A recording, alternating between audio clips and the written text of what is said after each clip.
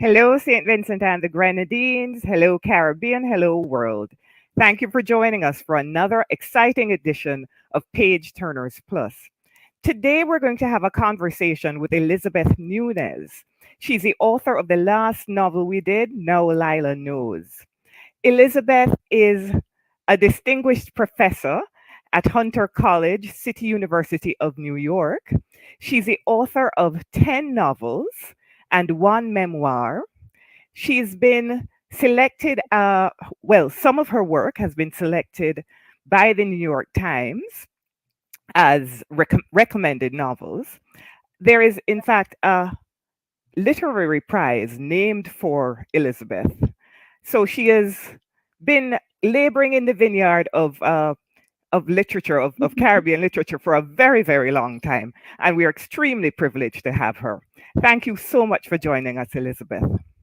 Thank you very much. I am honored to be a guest on this important panel. So thank you very much. Yes, and you're also no stranger to St. Vincent and the Grenadines. You know this, you know these islands, and I know that you have family here. I absolutely do. So it's a special pleasure for us to have you. Now, let's just go straight into it. When we discussed Now Lila Knows, each of us appeared to have had a different idea of who your target audience was. Some of us thought you were primarily targeting an African American audience. Some thought you were primarily targeting a Caribbean audience. Um, some of us thought, well, perhaps it's Black immigrants to the United States who are your primary audience.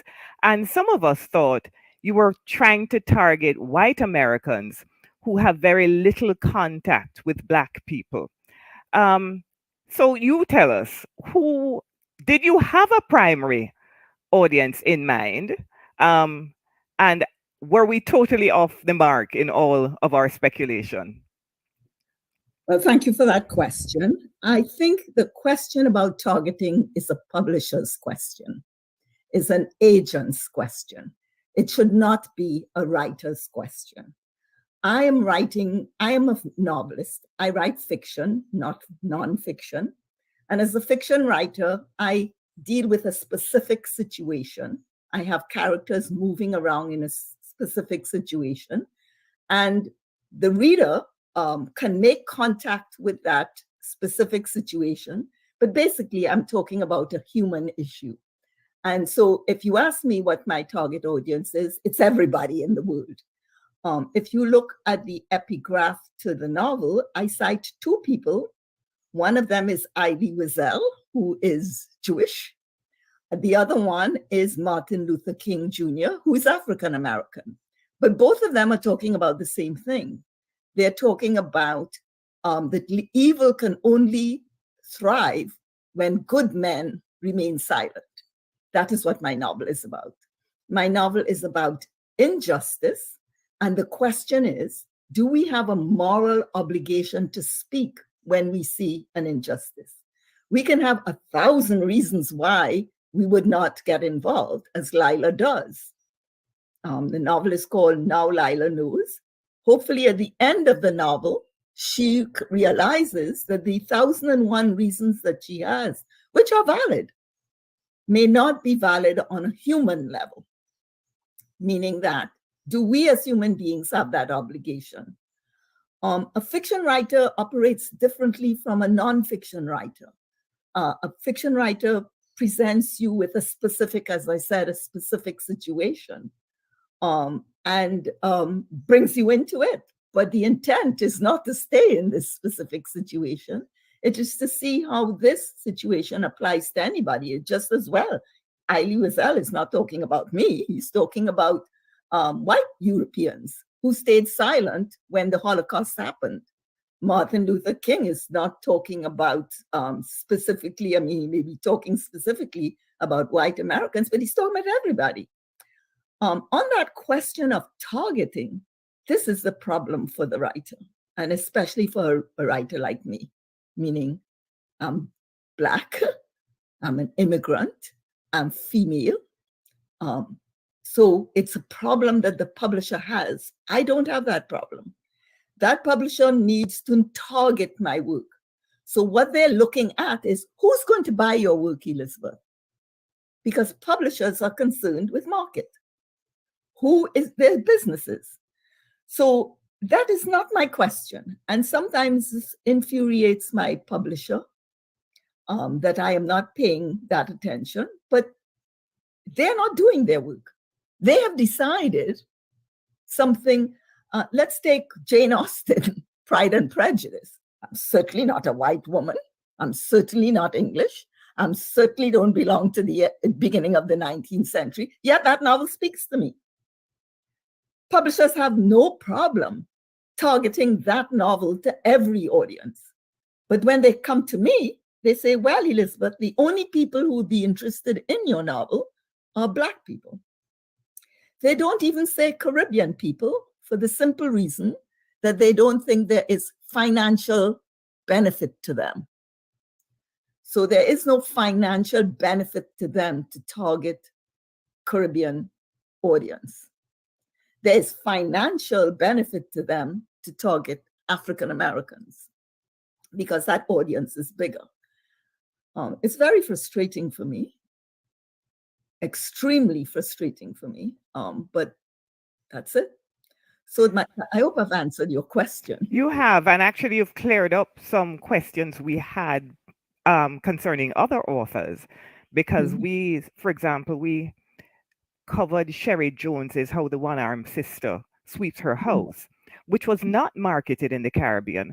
And in fact, we couldn't access it on Kindle in the Caribbean. So it caused us quite a bit of, bother trying to access that book when we wanted to cover it. And I think there was a similar issue with another novel. But at this point, I'm going to invite Francine in to ask any questions that interest her. Okay, I'm gonna follow on to something that you said about that you're writing, you present a situation, you present an issue to the readers. And one of the issues that we picked up on in Now Lila Knows is the issue of distrust. And we felt that there was distrust between different groups of people. There was distrust between white Americans and African Americans, but there was also distrust between African Americans and Caribbean immigrants to the United States. What do you hope your readers will take from this aspect of the novel? So one more time, I will thank you for your question. And one more time, I go back to the fact that the fiction writer is not a nonfiction writer. It's not a journalist. It's not somebody expounding on some specific thing and making an argument with a thesis and trying to prove it. That is not my role. My role is to take a slice of life, to give you a place, a time, and characters, and they bounce around with a problem. And so and then I'm being specific. So I deliberately chose a place. I don't know that college, I made it up. But I know that Vermont is the whitest state in New York, in America. So I specifically chose that state. I specifically chose a current situation where the police are just doing this to Black men. It doesn't matter whether they were educated or not. So, and actually, I chose something that has historical significance in a way, because that incident did in fact happen many, many years ago, where a Black man was giving CPR to a white woman. And when he put his mouth on hers, the police shot him. And it didn't get much traction. So once I choose a situation, I have to be realistic to that situation. And so, yes, I did not target African Americans or Caribbean people, but I know specifically that situation happens. But I also know that situation happens in any context where there is oppression and the oppressor tries to divide the people. So you can look in East Africa, and the same would apply. That distrust would happen between the Indians who are in East Africa and the Africans. You can go to Guyana, you can go to Trinidad, where I am. So in any situation where there is oppression, the oppressor attempts to divide the people. And so part of, I'd confess here, I did two things I always want to do in every novel I write is to remind people about the Middle Passage, no matter how it happens. And the second, if that is located in America, I want to remind immigrants, whether they are Africans, they are from the Caribbean or from Africa, I want to remind them of the debt that all immigrants owe to African Americans. And I want to say that 1964 was the Civil Rights Bill, and 1965 was just 1 year later. And it was the first time the Immigration Act was changed from the 1920s. And what was the change? Country of origin was struck down as a criteria for immigration. Country of origin, which is what opened the doors. And that is directly related to racism. It's directly related to civil rights. And if country of origin is struck down, then the quotas don't apply, which used to be there before. And so you have people from the Caribbean, you have people from Korea, from Japan, from India, all of them, every last one of them owes to the struggle that African Americans made. And if you don't believe it, just look at the dates, 1964, 1965. So yes, in that sense, I always feel that whatever novel I write, and I think I've done this in quite a few novels, find a way to have that conversation. So the question of distrust comes from immigrants thinking they are better. Of course, they come more prepared. Right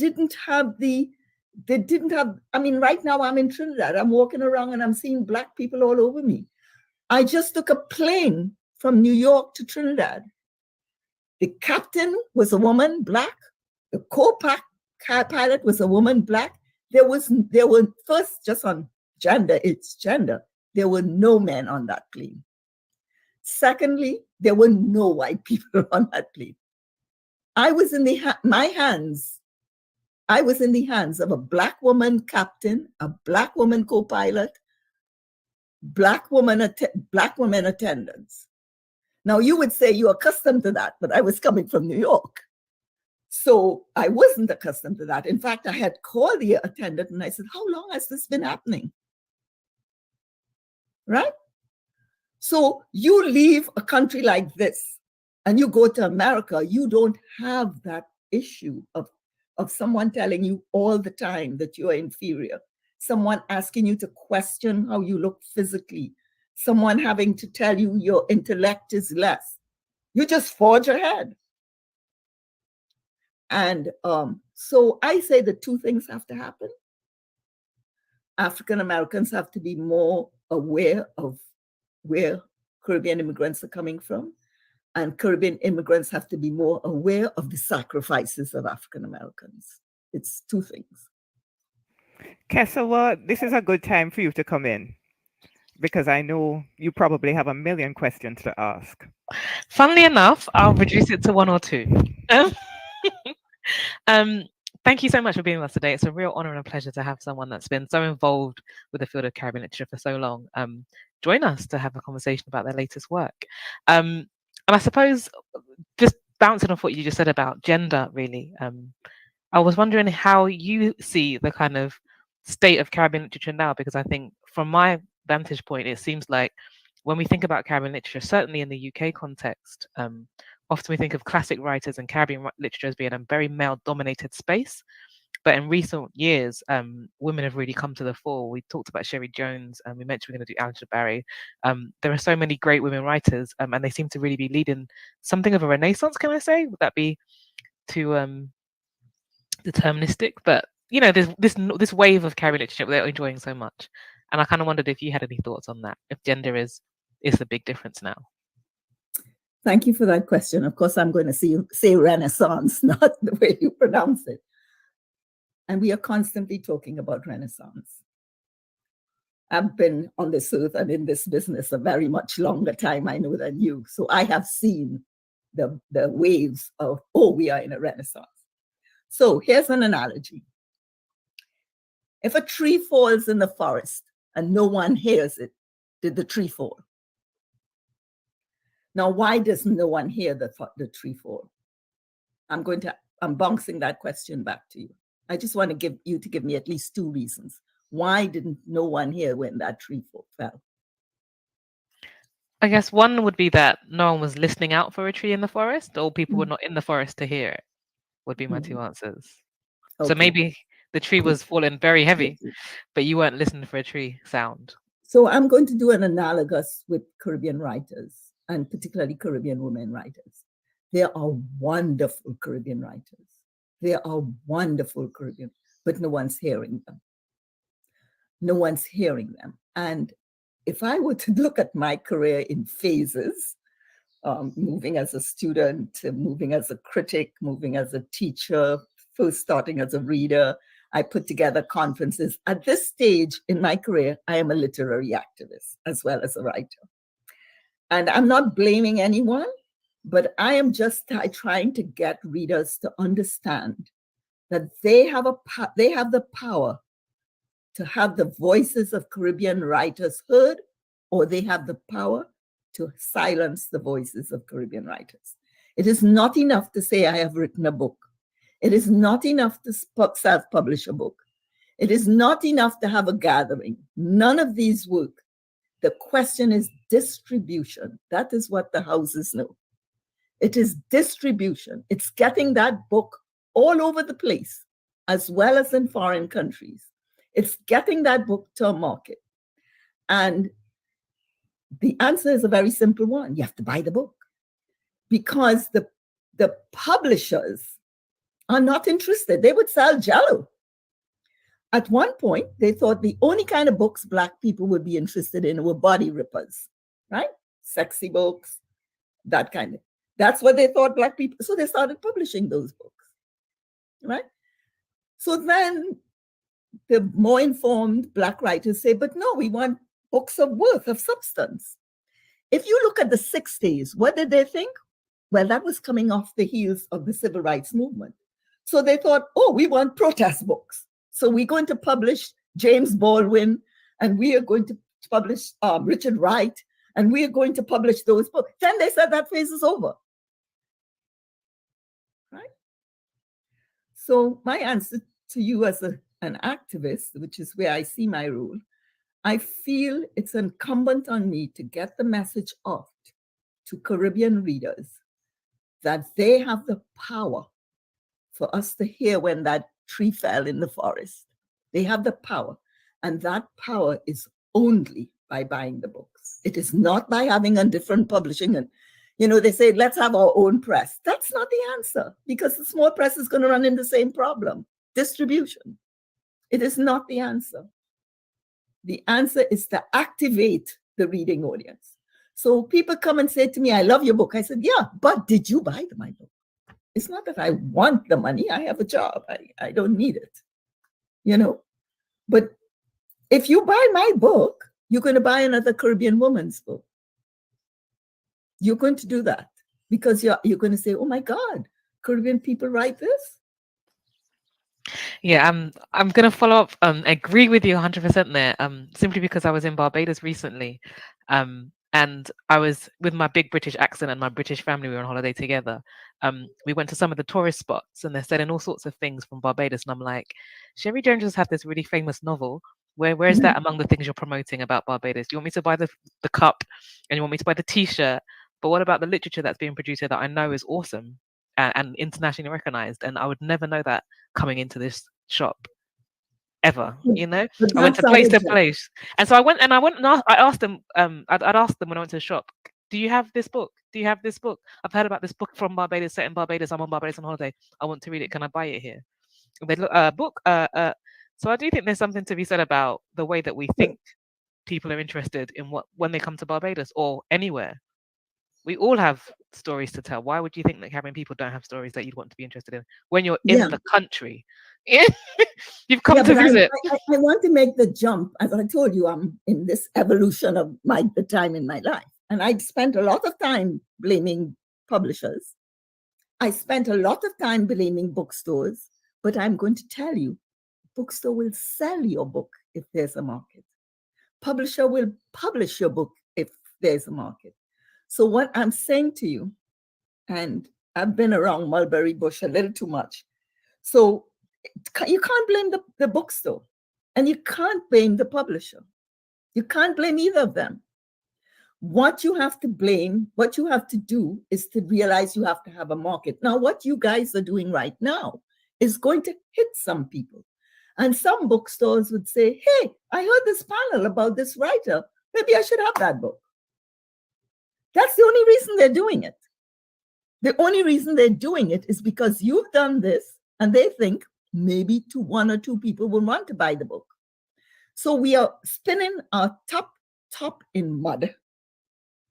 And I'm hoping that you guys are going to look at me as an elder saying this. We are spinning our top in mud by blaming the publisher or blaming the bookstore. They are in there to make money. That's what they're there for. And so we have to take another rule. And that's the rule you're doing right now. We have to do reviews, book reviews. We have to get newspapers to do that. We have to do podcasts. We have to do all that you have to do to gin up an interest, because the tree fell in the forest and they didn't hear it. So why should they have it in your bookstore? And that leads me to our next question. Lila has an ex-boyfriend called Kenton. Mhm. And he's of the view that Lila's interest and commitment to Caribbean literature is an elitist waste of time. He tells her it doesn't matter what people feel, it matters what they do. When Lila responds to his accusation by saying that stories promote empathy.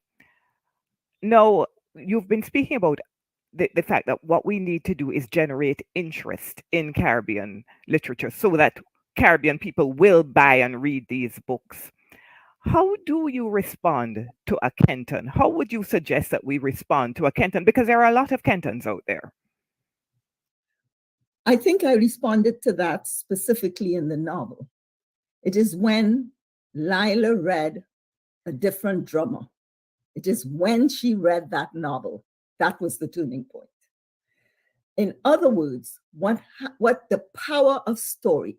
Story has more power to me than nonfiction. Why? Because story requires you to connect with a specific situation, a specific character. Story, Jesus Christ told stories, the oral traditions. Story is powerful, and it is powerful because we get involved in the plot and we want to know, and what happens next? And what happens next? And what happens to the person? Okay? So story has that immediacy and intimacy. But story allows catharsis. And that is what Lila said in the end. Story allows us to, the Aristotle catharsis of pity and fear, but it allows us to have sympathy for the character. It allows us to ask the questions you're asking in this novel. And it allows us to have fear. Would I do it? If I were in that situation, maybe Lila is right. I mean, what I just walk away. I'm going home next year. I don't have to get involved. So story asks, because story connects you to the characters, intimately to the characters, in a way nonfiction doesn't. Nonfiction is telling you something. A fiction writer does not tell you anything. A fiction writer is asking you to get into the lives of the characters, to empathize with the lives of the characters, and then to ask yourself the question, would you do that too? Do you understand her reasons? Do you agree with it? And so, to answer your question, Paula, what I did in that novel is to do a novel in a novel in which the thing that makes the change, no matter what everybody else said, what made the change for Lila is reading a different drama, is reading a novel. And the novel created catharsis. So I'm not saying one is wrong or one is right. I mean, as far as Kenton was concerned, he goes to Africa and he does. But Lila is going to be changed, I hope.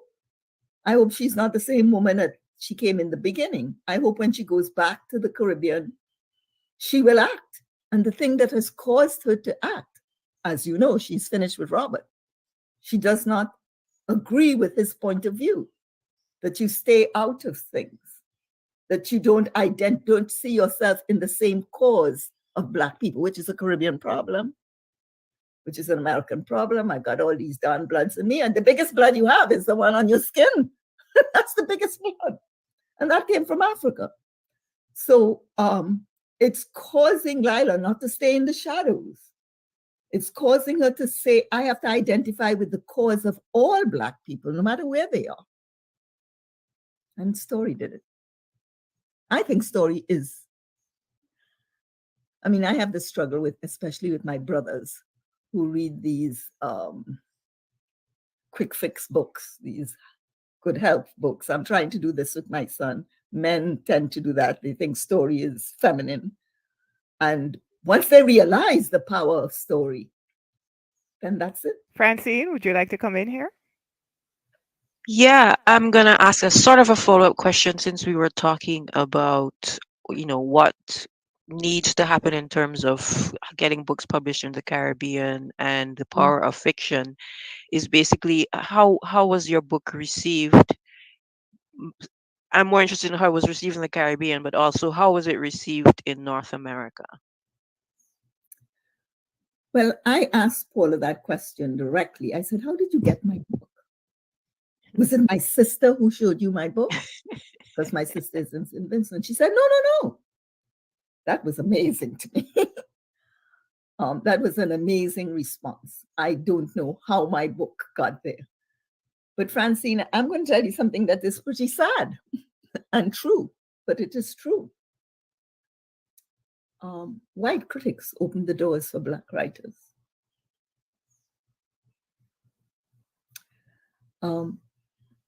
White writers opened the doors for Black writers. And the answer is simple. They are the gatekeepers. They're already inside. The gate is open for them. And until we change that, we are going to be in this situation. So sometimes I talk to people and I say to them, use 10 fingers. Now I want you to name Black writers that you know. They could hardly use one hand. So how is my book received? The people who I have to say who support my books are African Americans. The Academy, more and more. This particular book, I don't know how it hit a nerve, but I'm getting invited. And I mean, this spring, coming up in April, I probably are traveling to about 4 or 5 places. Most of them are academies, most of them are universities, most of them is some professor who has backed the book and gotten their university to say, oh, ask Elizabeth Nunez. What does that do for me? It means a professor is going to teach my book. It means there are 20 students in the class. It means no professor just teaches a book one semester. They're going to teach it at least 4 semesters, 4 times 20. You understand? So a publisher is going to sit up. I'm going to be reading on Saturday in Paper-Based, a bookstore in Trinidad. I don't know how many people are going to be there. Could be 5. I just did a reading at Alliance Française because my memoir was translated into French. It was a white woman. Got it? Yeah, but isn't that a power dynamic though, Elizabeth? Why that's happening?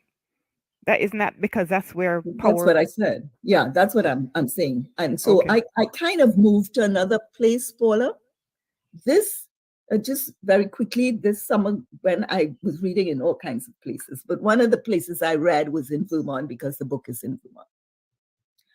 And they had me read in this cavernous place, which was packed with another writer.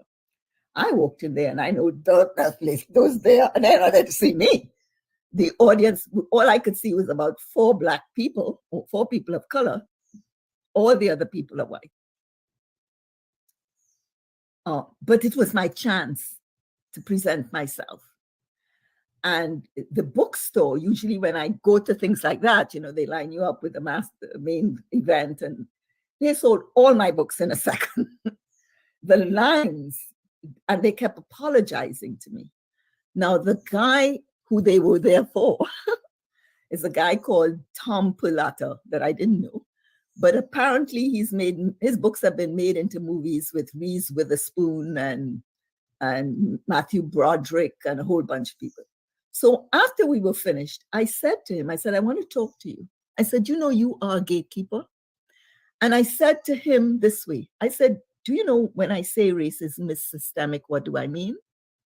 He didn't understand. I said, I mean, when racism is systemic, I mean, it permeates in every aspect of society, including books. And if you want to say you are not a racist, you have to do something to end it. So he looked at me in shock and he said, what do you want me to do? What do you want me to do, Elizabeth? I said, open the gate for me.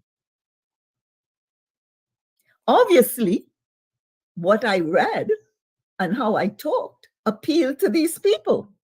They didn't know me. They had not come to speak to me. It had appealed to them, so much so that they bought all the books. The bookseller figured, well, maybe 20 people would want to sell. And she sold all 20. She wished she had more. That was a question of a gate. I said, that is a question of what I was going to say, Keziwa. What I was saying to you, when you said the bookseller didn't have your book, they didn't think anybody would. So that's another aspect of my activism. And by the way, Paula, when I say use one hand to name the Black writers, every single one of those 5 that I'm going to give you have white godfathers. Every single one of them has a white person opening that door. And let me give you an example, which I'm telling tales out of school, and I know this is going to be broadcast, but that's okay. You know the book Between the World and Me? By whom? Ta-Nehisi Coates? Ta-Nehisi Coates. You know who his father is? I didn't know until I'm reading the book, trying to figure out who he is. He talks about his father being Paul Coates, and I'm not making the connection. Then I remembered that when I used to run the Black Writers Conference, I went to my notes. Paul Coates is the founder and publisher of Black Classic Press. And when I was doing the conference, Paul Coates has this small publishing press. And his cause, always with Black people, published by a small press, and he's struggling to this day to get it. Now, I'm going to ask you the question. His Between the World and Me is a small book. It sold millions of copies. I believe the last count I heard is that Ta-Nehisi Coates made $5 million. That was a year. If Ta-Nehisi Coates makes $5 million, the company makes 5 times that, right? Now you answer the question. It's not that his father is an editor. It is that his father founded and owns a publishing company. Understand what I'm saying about gatekeepers? Shall I give you one more piece of information? Yes, we're waiting. Ta-Nehisi Coates used to be, maybe still is, a senior writer at Atlantic Monthly. Do you get it? Yeah, I knew he was a writer at Atlantic. That part I knew before. Do you know who reads Atlantic Monthly? Do you know who runs it? Let's take Jamaica Kincaid. What's the connection? Got it? Don't get it? No. She was married to one of the Shawns, who is the son of the owner of the New Yorker magazine. Got it? Yes, Girl was published in the New Yorker Okay. first, isn't that so? I think Girl was first published in the in the New Well, Yorker. of course it would be. She's married to the son of the. So this is the phase of my life here. By saying that we have to be activists, we can't blame bookstores, we can't blame publishers, and I'm doing an add-on to it. And the add-on to it is to understand what we mean when we say racism is systemic. And you cannot tell me that you are a bestseller, a white bestseller, and you are saying to me, I'm not racist. I say to you, racism is systemic. You are racist because you darn well know the doors that you can get through that I can't get through. And you also know you have the power to open that door, at least crack it. Got it? So I like what they say in London. There's something that I saw in London in a protest march where somebody was carrying a placard that says, we are here because you were there. We can't let them forget that. Yeah, it's that imperial connection. We don't forget it either. We can't let them forget that. I have a question. I'm going to go slightly off piste, I think, because it's been too long that I've stayed on piste. I really liked what you were saying about stories create empathy, and in my day job, I'm a historian and I teach Caribbean history, and I always encourage my students to read Caribbean novels, and I always encourage them to do so for a couple of reasons, and one of them is to kind of situate themselves in the world of the Caribbean as they try to learn the history, as opposed to just learn it as a side thing, but also for the reason that they then write reviews and they then post them on Goodreads, and it does generate those reviews you mentioned, and people buying the books, and giving them a long list of authors to choose from. Choose one of these books, anyone. It doesn't matter to me which one, but choose one of these historical fiction novels and read history as Caribbean people understand it, alongside the course that I teach. And I guess looking at your sort of bio very briefly, it struck me that perhaps you were there for a big historic moment in 1983 in June, when Maurice Bishop was around. I think he was at Medford Evers College. Where was you teaching there at the time? I was. And I wondered if you're at that. The video is on YouTube now of him giving the speech. I just wondered if you were there and if you could maybe speak into that moment as a writer. That was a very exciting time. I think Audre Lorde was around at that time. Absolutely. She was with you, and I just thought you must have really experienced. And I guess the late 70s, it's that moment as well. Rosa Guy is writing and Toni Morris is editing. I was very close to her. Rosa Guy. Yeah. Rosa Guy is like one of my literary aunties, like The Friends, Edith Jackson. These are books that formed my childhood. And, Maya Angelou was very close to her. And so I wondered if you can speak to that moment for us. Well, I had Lila's problem, meaning that my consciousness wasn't raised. I was outside of it. Dick Gregory also came to my college. Dick Gregory made the impact on me more than any of these other people. And the reason I could just see him, this was I started teaching in university in 1972. Okay, you probably weren't even born. Okay, so he made a huge impact on me because I was still on the outside. You know, I'm an immigrant, I'm a foreigner. Listen, at Alliance Française on Saturday when I was talking, there was a man who said, well, you know, in Trinidad, we didn't have slavery. The man was around my age. And then he sort of worked it out. Well, but not if we did, it wasn't for a long time and it didn't involve a lot of people. We were freed people. Of course, I took the occasion to help him out. But I was that man. So all these people you are mentioning, I am looking at them as writers because I want to be a writer.